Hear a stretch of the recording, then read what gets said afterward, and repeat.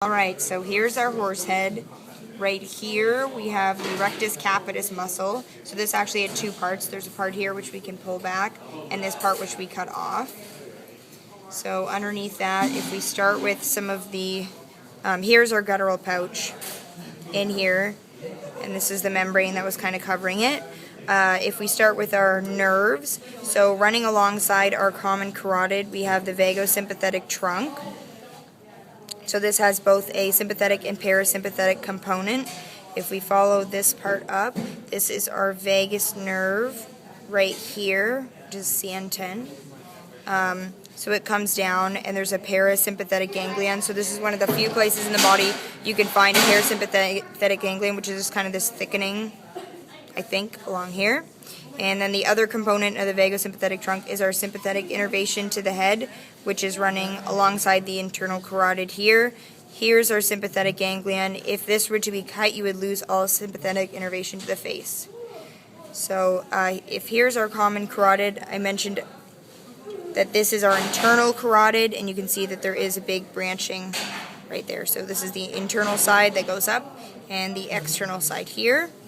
And the external carotid branches into our linguofacial artery.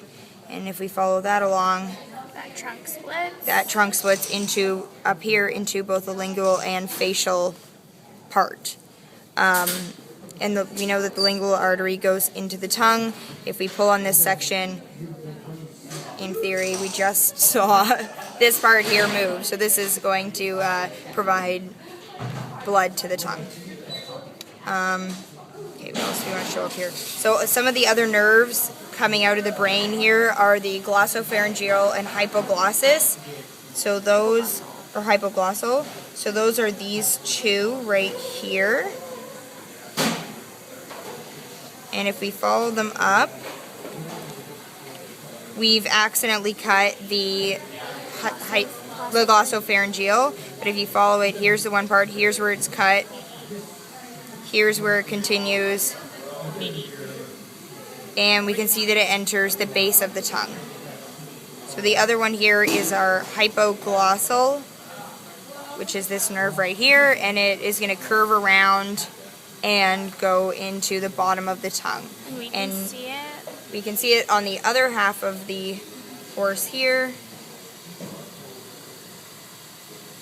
that it's going to run underneath the tongue. See this white area here. The other things we want to point out, if we look in the guttural pouch, we can see the stylohyoid bone and the styloglossus muscle, which is under here, this more brown area. And he said that this was the retropharyngeal lymph node. Yes.